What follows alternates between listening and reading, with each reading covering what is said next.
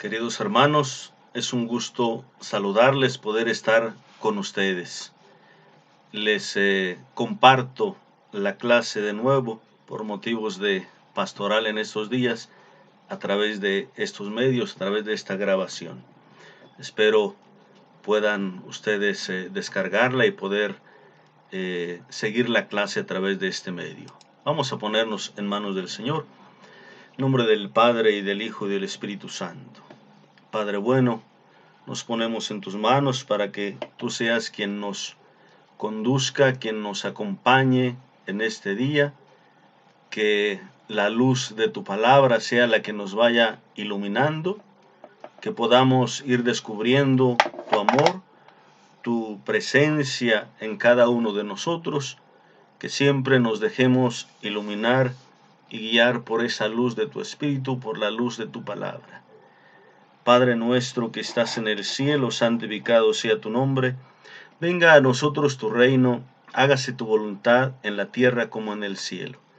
Danos hoy nuestro pan de cada día, perdona nuestras ofensas, como nosotros perdonamos a los que nos ofenden. No nos dejes caer en tentación y líbranos del mal. En nombre del Padre, y del Hijo, y del Espíritu Santo. Amén. Estamos acercándonos ya al contenido del Evangelio de San Lucas.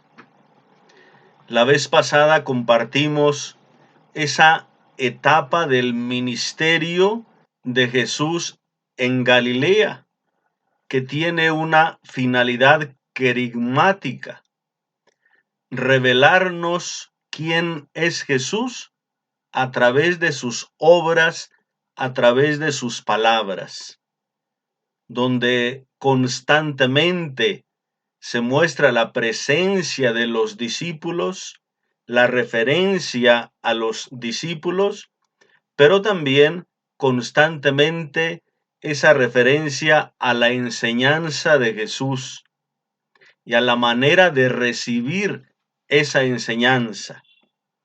Pues esta parte que hoy compartimos es la centralidad del Evangelio de San Lucas. Es el camino de Jesús a Jerusalén. Recuerden que esa parte del ministerio en Galilea es de alguna manera la base fundamental del Evangelio de San Marcos. Pero esto ya es más propio de San Lucas, el caminar hacia Jerusalén. Esta segunda parte importante del Evangelio no tiene propiamente una finalidad querigmática, aunque siempre la acción de Jesús, sus palabras siempre son reveladoras, pero la insistencia en esta parte está más bien en un sentido parenético. ¿A qué se refiere este aspecto parenético?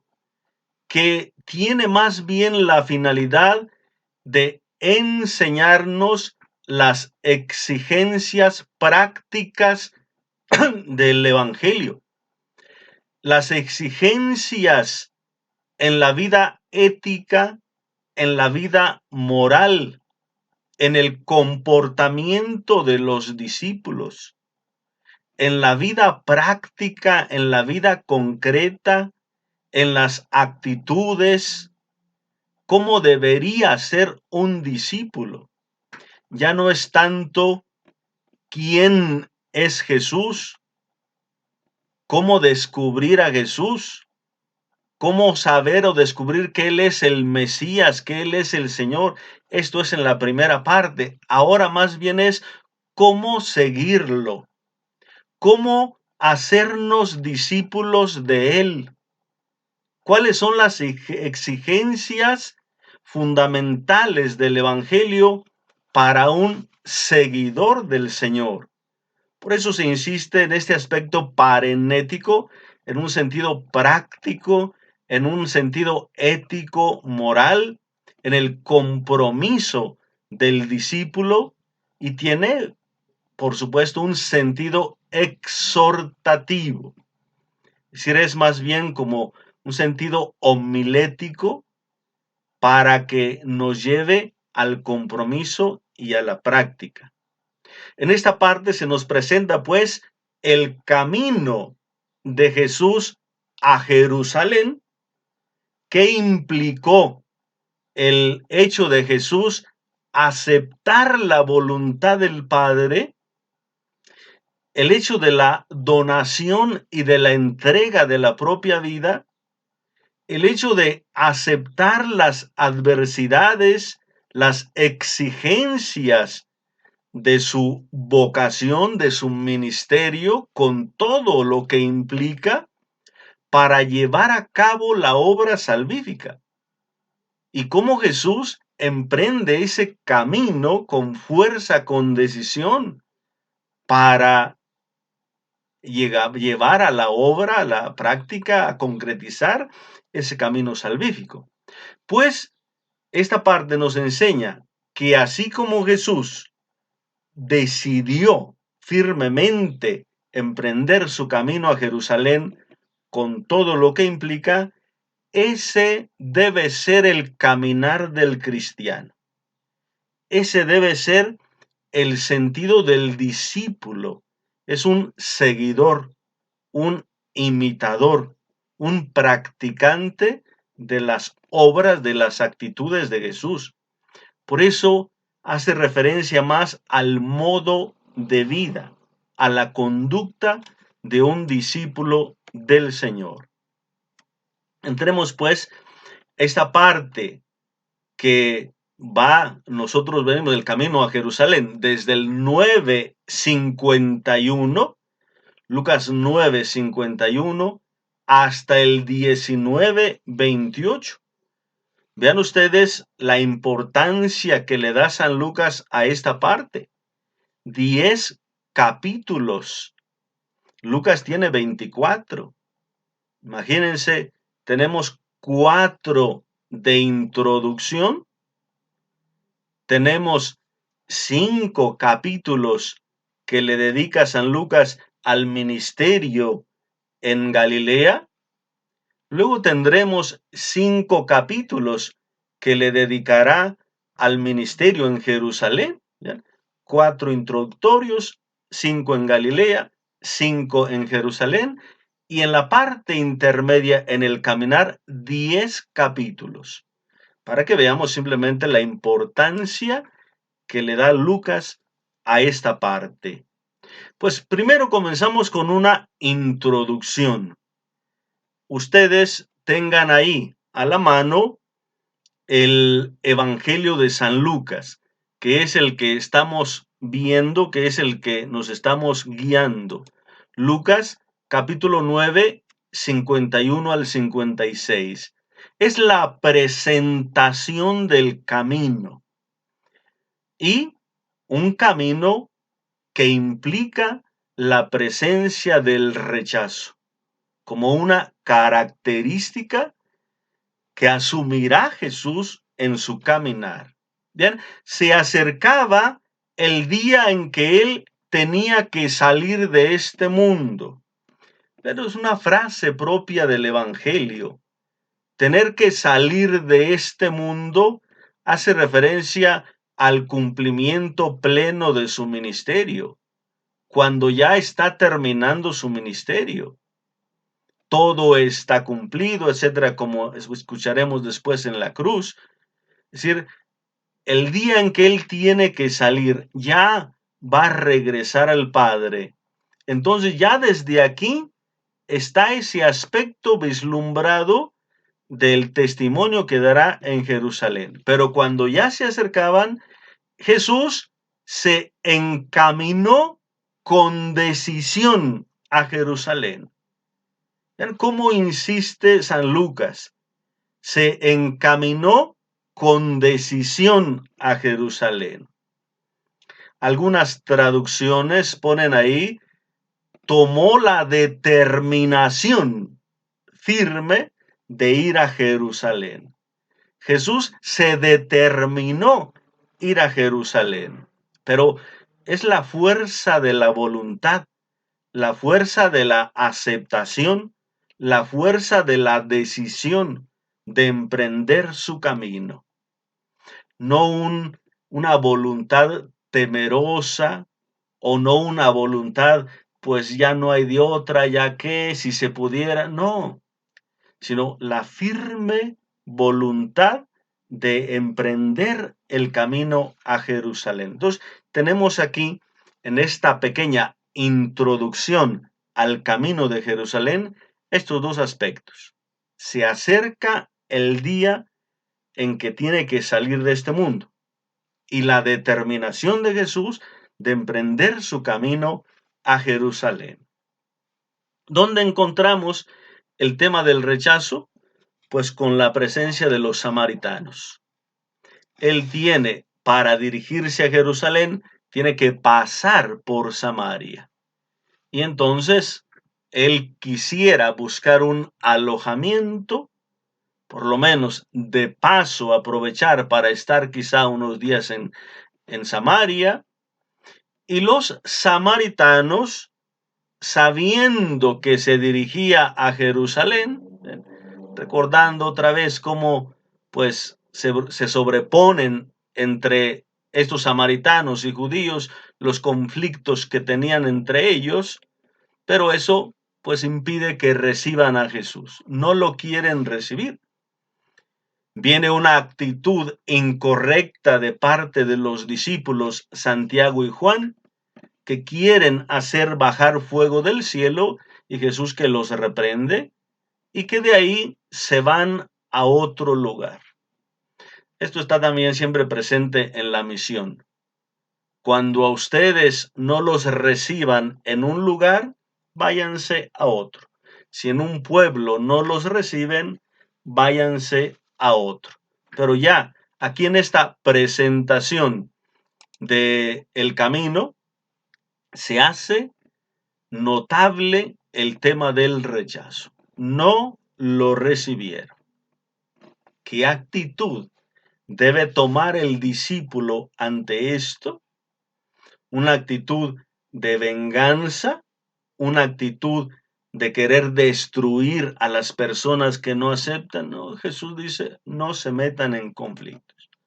No los reciben aquí, váyanse a otro lado. Pero el tema del rechazo está presente en el caminar del discípulo.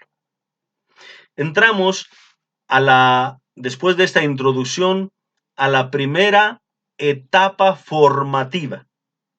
Primera etapa de esas exigencias para el discípulo.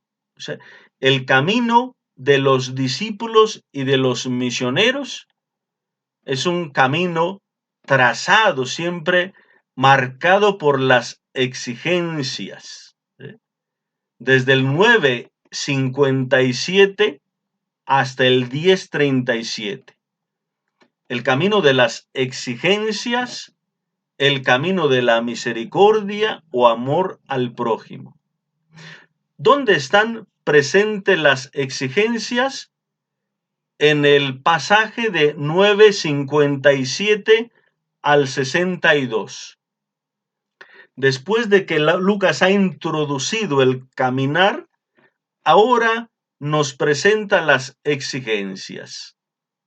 3 discípulos, 3 personas. Vean, Jesús en el caminar se le acerca a un discípulo y le dice, te seguiré a donde quiera que vayas. Recuerden que Jesús le dice, las zorras tienen madrigueras, los pájaros o las aves tienen nidos, pero el Hijo del Hombre no tiene dónde reclinar la cabeza. A otro le dice, ven y sígueme, y él le dice, déjame ir primero a enterrar a mi padre y después te seguiré. Deja que los muertos entierren a sus muertos. Tú ven, anuncia el reino de Dios. Otro más le dice, te seguiré, pero déjame despedirme primero de mi familia. El que pone la mano en el arado y mira atrás no es digno del reino de los cielos. Con estos tres pasajes, recuerden que cuando encontramos tres ejemplos, es simplemente un sentido de resumen. No quiere decir que solamente tres tipos de personas siguen a Jesús o que tres discípulos se le acercaron, no.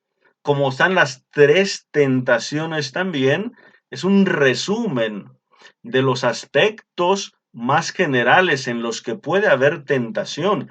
También aquí, tres de los aspectos que más pueden dificultar al discípulo en el seguimiento al Señor.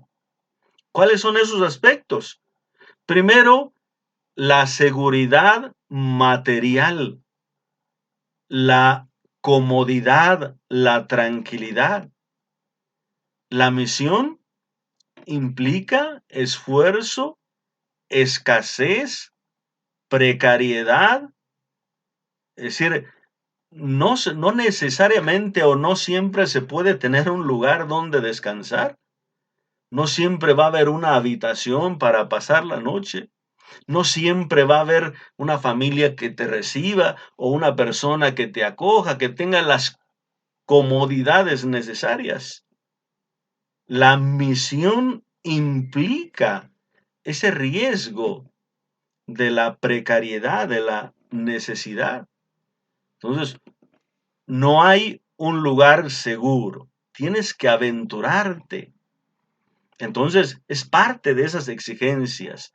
No busques en la misión las comodidades materiales. Oiga, ¿que a dónde vamos a ir de misión? No, pues a tal parte. ¿Ya hay casa donde hospedarse? ¿Ya revisaron las habitaciones? ¿Ya vieron que haya buenos colchones? ¿Ya vieron que la casa tiene aire acondicionado? ¿Ya vieron que las personas se van a comprometer a dar de comer? ¿Ya saben todo eso? Primero las seguridades. No, dice Jesús, aquí en la misión no hay esas seguridades. Entonces, las exigencias. Otro de los aspectos que puede impedir la misión es las creencias, las costumbres familiares. Enterrar al padre no es que en ese momento estuviera el padre tendido, hay que estar en la vela, no. Enterrar a mi padre es, yo voy a dedicarme a las cosas de la familia, a cuidar a mis padres. Ya cuando ellos falten, ya cuando yo no tenga ciertos compromisos familiares, entonces podré seguir al Señor. Y dices, no, primero el reino de Dios. Los muertos que entierren a su muerto, es decir, hay personas siempre para hacer esas labores que se dedican a cuidar la familia. Siempre habrá quien. Tu dedicación debe ser el reino de Dios. Otro aspecto que puede impedir también la misión es las seguridades de la familia. Oye, Señor, sí te voy a seguir, pero yo quiero arreglar primero lo de mi herencia, quiero arreglar primero lo de mi casa, que no me lo vayan a quitar, que esté ahí para cuando yo regrese, por si las dudas, qué tal si acá no funciona. Entonces yo quiero tener ciertas seguridades familiares para poder decir, porque no sé acá cómo, vean, inseguridades que se sienten en la palabra o en Dios y se quieren buscar esas seguridades en el ambiente protector de la familia. Entonces, la misión implica esa renuncia a las seguridades familiares, materiales, seguridades o todo esto que pudiera impedir. Entonces, aquí, esa primera etapa formativa está marcada por estas exigencias de la misión, no ir en busca de estas seguridades. Y luego, en el capítulo 10, tenemos el discurso de la misión, cuando Jesús va a elegir a los 72 discípulos y enviarlos a la misión como corderos en medio de lobos. Otra vez el aspecto de la dificultad, del rechazo, de enfrentarse a ciertas situaciones complicadas, difíciles en la misión. ¿Y cuál es la confianza que se debe tener ahí? En Dios, en lo que Dios va a prever, en la providencia divina, no en el bastón doble, no en la túnica doble, no en la alforja, no en el dinero, no en esto, no. No en andar buscando una casa y otra a ver dónde me atienden mejor, no en andar buscando el lugar donde puedo estar más cómodo.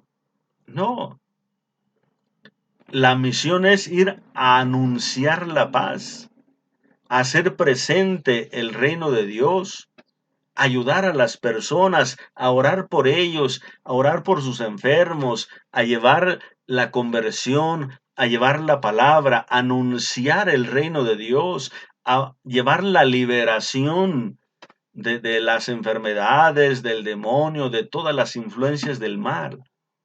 Ese es lo primero en la misión. Entonces, como corderos en medio de lobos. Y luego, pues está toda la reacción, el regreso de los discípulos, las experiencias que ellos llevaron, la alegría de Jesús que exalta, gracias te doy, Padre, porque has ocultado estas cosas a los sabios, a los entendidos, pero las has dado a estos humildes, a estos pequeños. Gracias, Padre, que así te ha parecido bien. Y Jesús se alegra. Ve a Satanás salir, pero alégrense porque sus nombres están escritos en el cielo. Entonces, esta parte primera formativa, marcada por las exigencias de los discípulos, por lo que van a enfrentarse en la misión. Y luego, pues va a culminar con el gran mandamiento. Esto es lo que está contenido en el gran mandamiento. Lucas 10, 25 al 37. Está estructurado este pasaje en dos partes. 10, 25 al 28 tenemos esa parte del gran mandamiento. Es decir, ¿cuál es el mandamiento más grande, más importante? Con el diálogo entre Jesús y el maestro de la ley. Y Jesús le dice, el más grande, el más importante es, amarás al Señor tu Dios con todo el corazón, con todo el alma, con todas tus fuerzas. Y al prójimo como a ti mismo. Entonces, Jesús le dice, haz esto y vivirás. Y luego, vean, para justificarse, el maestro de la ley le va a hacer la pregunta a Jesús, ¿quién es mi prójimo? Aquí es importante, hermanos, descubrir este enfoque que le dan el maestro de la ley al mandamiento y luego el enfoque que le va a dar Jesús. Vean, el maestro de la ley le pregunta para justificarse quién es mi prójimo. Es decir, al preguntar quién es mi prójimo, él quiere justificar el hecho de que los maestros de la ley, los fariseos, los judíos, puedan decir a este sí, a este no. Este es mi pariente, a él sí le ayudo. Este es de mi religión, a él sí le ayudo. Este es de mi iglesia, a él sí le hago el bien. Este es contrario, este es enemigo, este es pagano, no estoy obligado a hacerle el bien. Por eso el maestro de la ley le pregunta a Jesús, ¿quién es mi prójimo? Es decir, de las demás personas, dime Jesús, ¿quién es digno de que yo le haga el favor, de que yo le haga el bien, de que yo lo ame, lo favorezca? el pariente, el amigo, el conocido, ¿quién es prójimo? Y Jesús va a contar aquí la parábola del buen samaritano. El ejemplo del sacerdote y el ejemplo del levita, que representan la religiosidad de los fariseos, es decir, poder justificar como tal vez está golpeado, como está ensangrentado, como no es conocido, como no es pariente, no estoy obligado a ayudarlo, lo puedo dejar y tranquilamente ir al templo a oficiar y tranquilamente a ir a ejercer mis labores de levita o de sacerdote. Vean, las labores del templo son para la santificación. El ministerio de los levitas y el ministerio del sacerdote era para la santificación. Pero ellos no están entendiendo eso, porque están desatendiendo al mandamiento del amor al prójimo, justificándose que a ese no estamos obligados. Por eso el maestro de la ley pregunta, ¿quién es mi prójimo? Es decir, ¿quién se merece mi ayuda, mi amor, mi caridad? Y después de contar la parábola, cuando Jesús habla del samaritano que sin conocer al otro se acerca, mientras las actitudes son importantes. Vean, van por el mismo camino, el maestro de la ley, o más bien el sacerdote y el levita, ven y se alejan, se distancian del enfermo. El samaritano ve y se acerca, se hace prójimo, se acerca.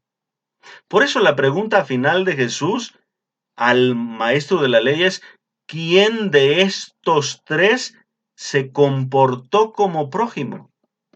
¿Quién se hizo prójimo? Entonces, aquí Jesús quiere aclarar el mandamiento del amor al prójimo, ama a tu prójimo, no depende de la otra persona. ¿Quién es el otro? ¿Cómo es el otro?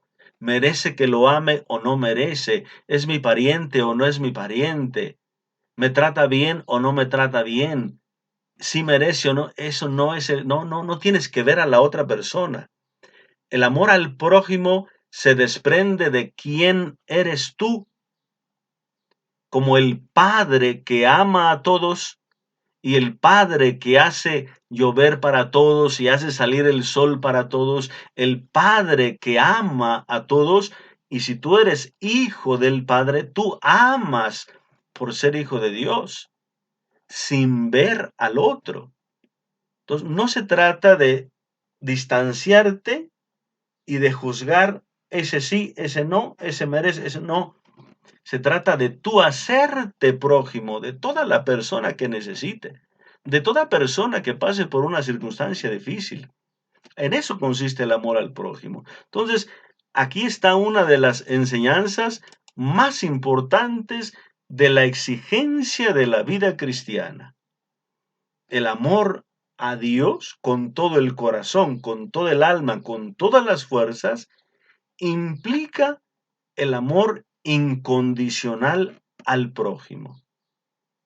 No preguntarte quién es el prójimo, no preguntarte si este sí o este no, o juzgarlo, merece o no merece, o él me trata mal, yo lo trato así, o no, sino más bien, ¿quién eres tú? ¿Eres hijo de Dios?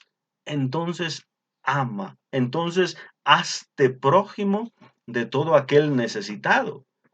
Por eso, cuando el maestro de la ley le dice, el que tuvo compasión, ¿quién se portó como prójimo? Es decir, ¿quién es el que nos está enseñando cómo se ama al prójimo?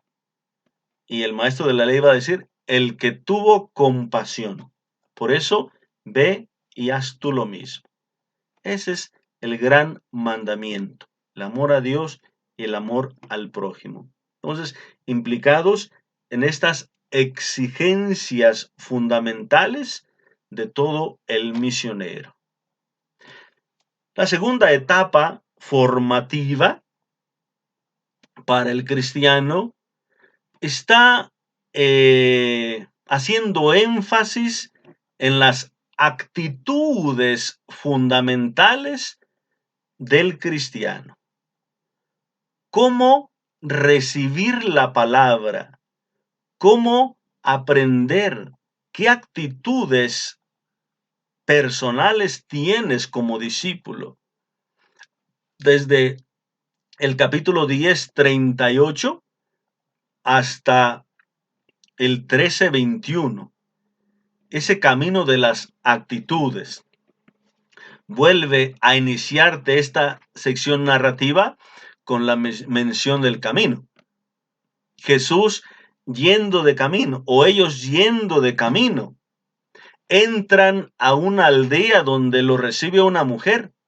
Vean, 10:38 al 42, la exigencia de la escucha de la palabra, la actitud con la que recibes la palabra, presentada o representada ahí en estas dos hermanas, Marta y María. Jesús es recibido por Marta. Ella quiere de alguna manera hacerse presente con sus servicios materiales o de comida o lo que sea, pero siempre hay cierta actitud de juicio, de hasta de duda sobre Jesús. Dile a esta hermana mía que me ayude. Jesús, ¿que no te importa que mi hermana me deje sola? O sea, como cierta exigencia a Jesús. Dile que haga esto, dile que sea que haga. Y Jesús le va a decir, Marta, Marta, tantas cosas te inquietan, te angustian, te preocupan, pero una sola es importante y María ha escogido la mejor parte. Es decir, el corazón del discípulo no puede estar dividido, no puede estar en tantas cosas que le impidan descubrir lo esencial. La escucha, la meditación de la palabra, esa actitud de discípulo, de estar como María a los pies del Señor. Eso es lo que hará a un discípulo formarse adecuadamente en el seguimiento a su Señor. Entonces, la mejor parte es aquí, aquella parte que nos lleva a la escucha de la palabra, a la actitud de discípulo. No se está comparando vida activa, vida contemplativa, que no.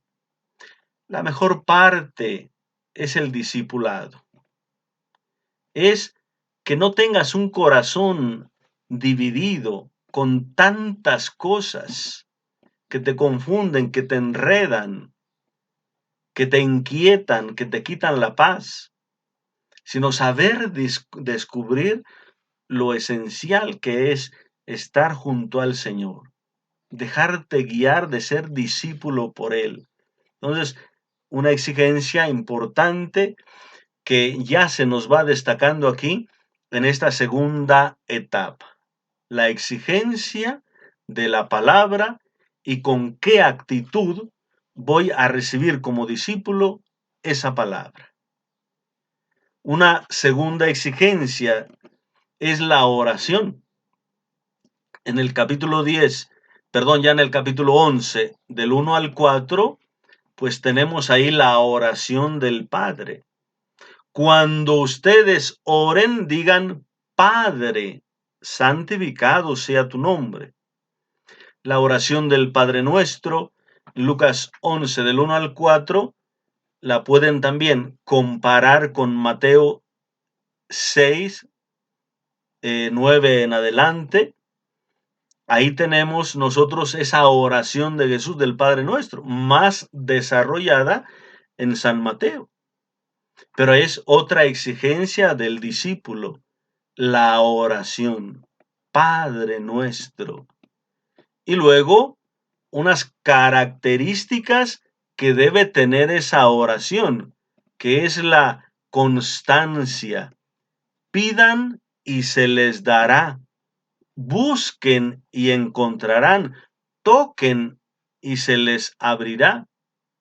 Entonces, esas otra vez el 3, pidan, toquen, busquen, es decir, encierra esa actitud constante de que debe tener el discípulo en la búsqueda, en una oración constante. Vean, escucha de la palabra y oración constante son dos actitudes fundamentales que debe tener el discípulo en el seguimiento.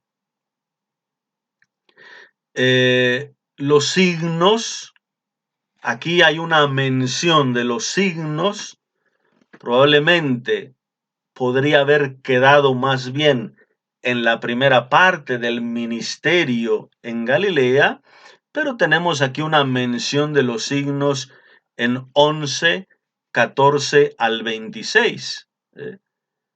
Pero una reflexión general. La expulsión de los demonios que hace Jesús, ¿qué significa? La presencia del reino de Dios. Hay gente que le pide una señal. Haz una señal. Es decir, aquí Jesús está insistiendo en la palabra, en la oración, pero ellos pidiendo una señal.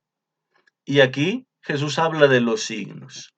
Entonces, el hecho de que sean expulsados los demonios es signo de la presencia del reino de Dios.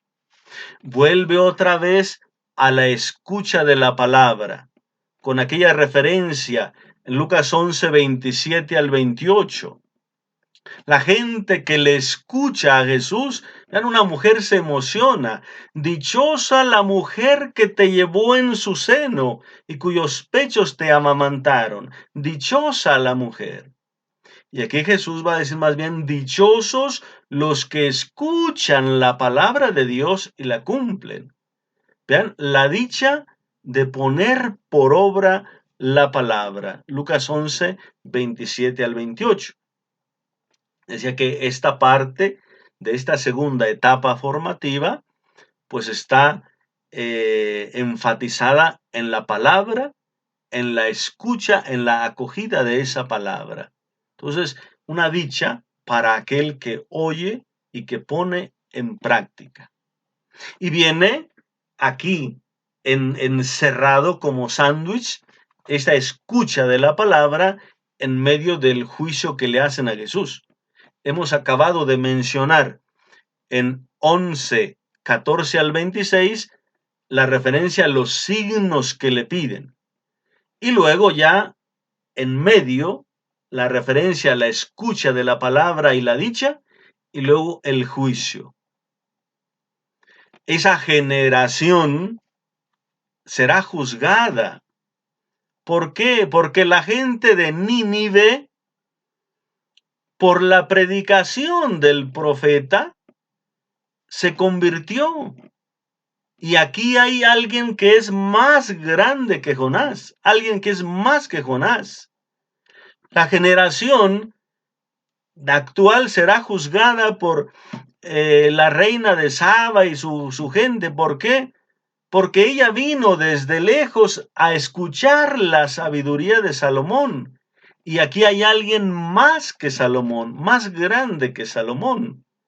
Por eso, el único signo que se les da es el de Jonás. ¿A qué se refiere? A la predicación.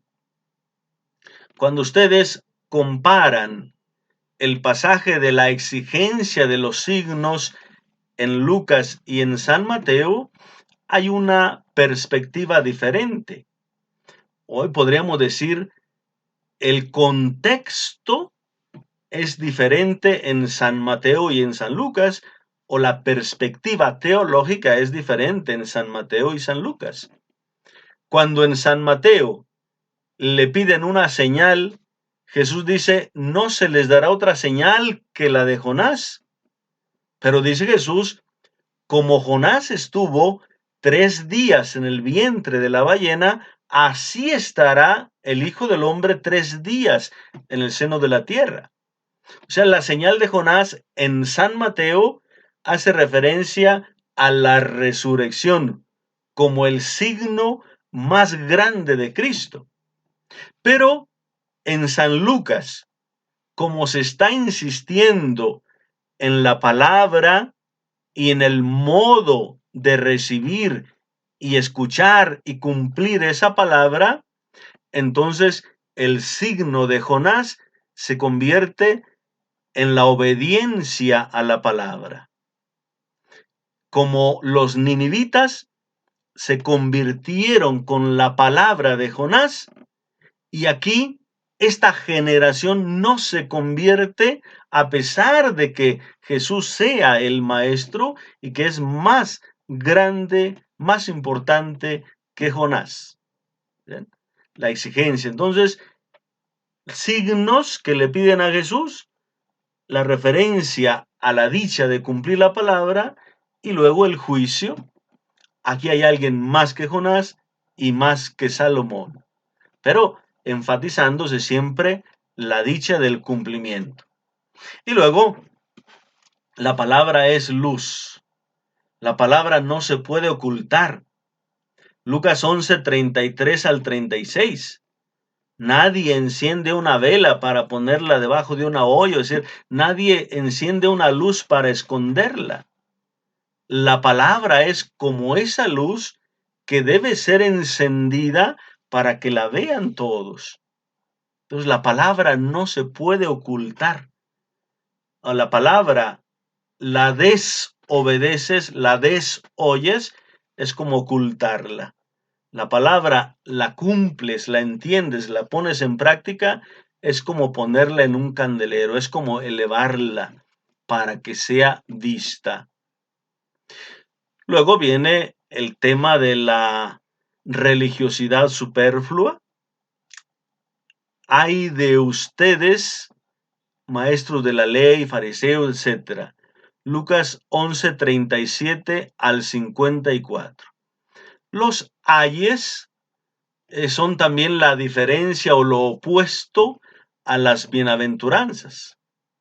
Dichoso el que cumple la palabra y la oye, pero ay de aquel que no escucha, ay de aquel que se queda afuera, ay de aquel que le impide a otros entrar, ay de aquel que oculta la palabra.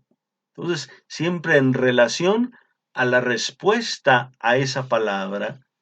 Y luego, en Lucas 12, del 1 al 12, el tema de las persecuciones.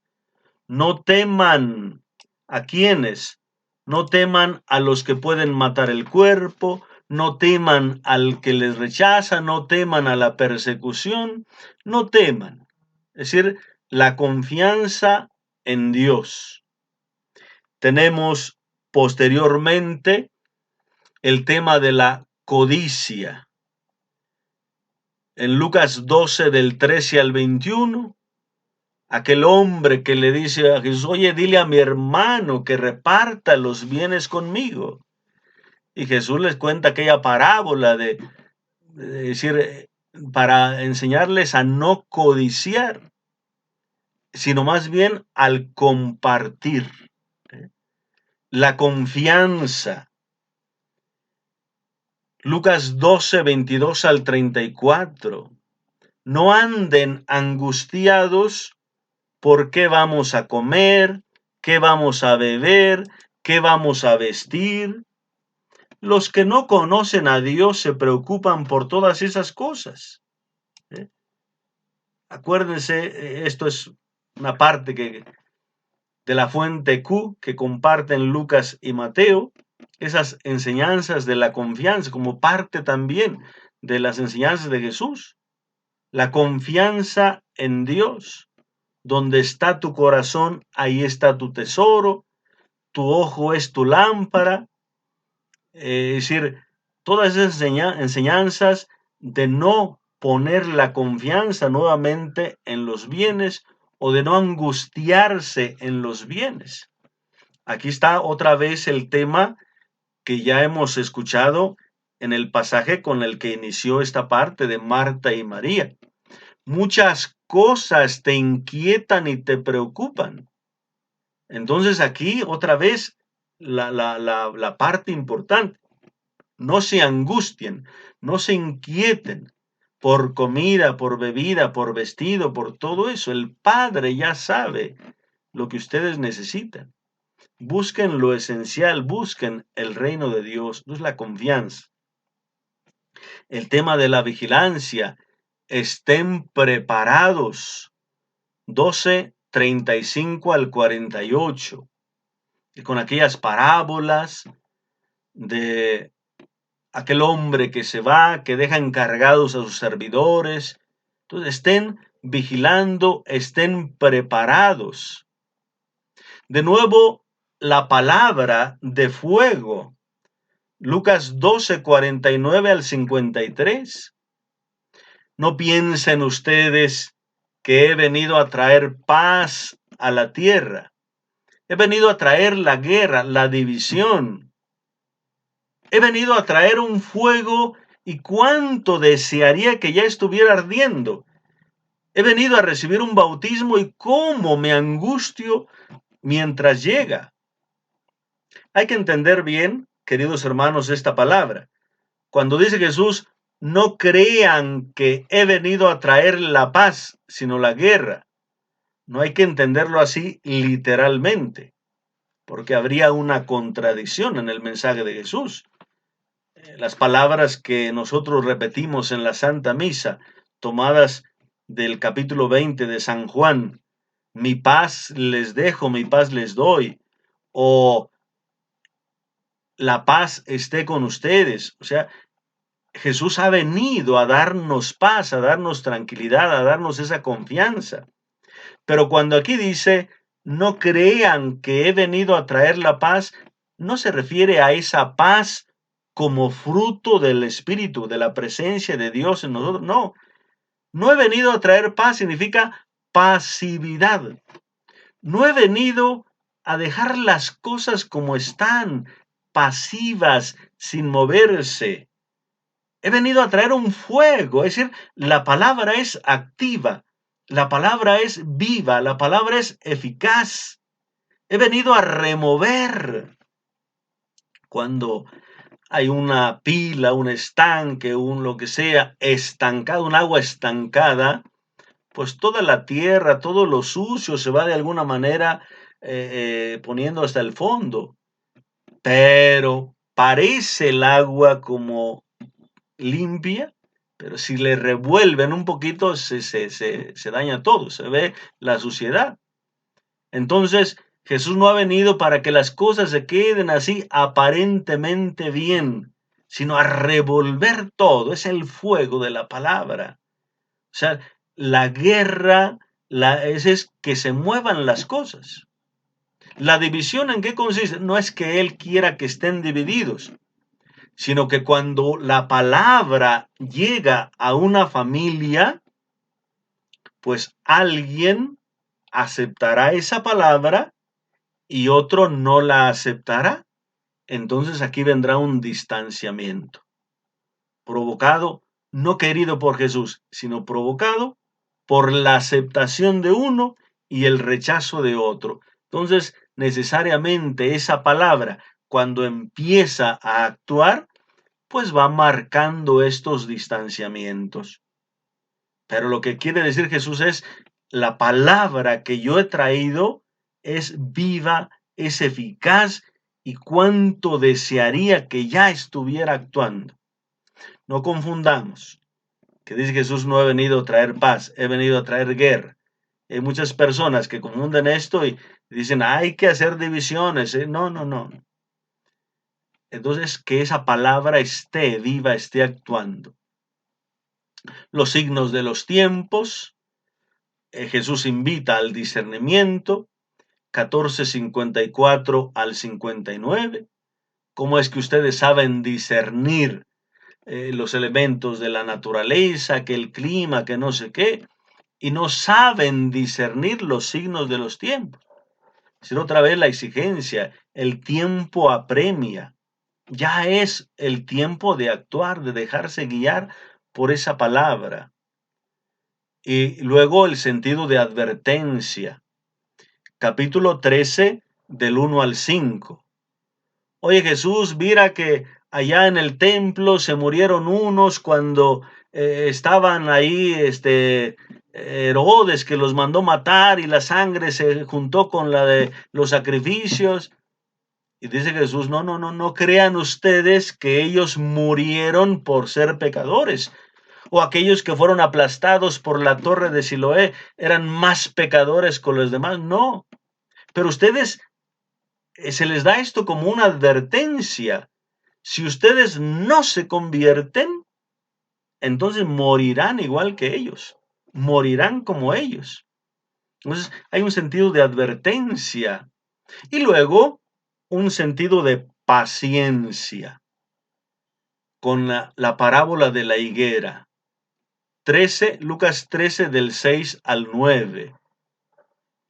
Jesús se acerca, hay una higuera, él quiere encontrar fruto, no lo encuentra, dice, hay que cortarla, ¿para qué está ocupando el espacio? Y el trabajador, el agricultor le dice, déjala otro año. Si no da fruto, entonces la cortaremos. Déjala otro año. Entonces, es la paciencia que tiene el Señor para el camino de la conversión. ¿Cómo está esperando ese camino de la conversión? Luego presenta aquí otro signo Lucas, posiblemente para resaltar la incomprensión de los maestros de la ley, pero igual como decíamos hace un momento, posiblemente este signo podría estar fácilmente en la primera parte del ministerio en Galilea, pero Lucas lo presenta aquí. Una mujer que está pues amarrada, dañada por el maligno, tantos años encorvada, y Jesús la libera. Es decir, un signo de una liberación de una persona. Y luego esta parte va a culminar con las parábolas del grano de mostaza y la levadura. Decíamos que esta segunda parte formativa está resaltada por la palabra y cómo nosotros recibimos esa palabra, pues concluye con esas parábolas del grano de mostaza y la levadura. El reino de los cielos que se recibe a través de la palabra es como ese grano de mostaza que tiene la capacidad de desarrollarse, de crecer, como esa capacidad que tiene la levadura de poder fermentar la masa. Así se espera que esa palabra pues pueda realmente producir su gracia, su efecto en las personas que le escuchan. Queridos hermanos, hacemos un pequeño descanso y enseguida regresamos a la segunda parte de esta clase.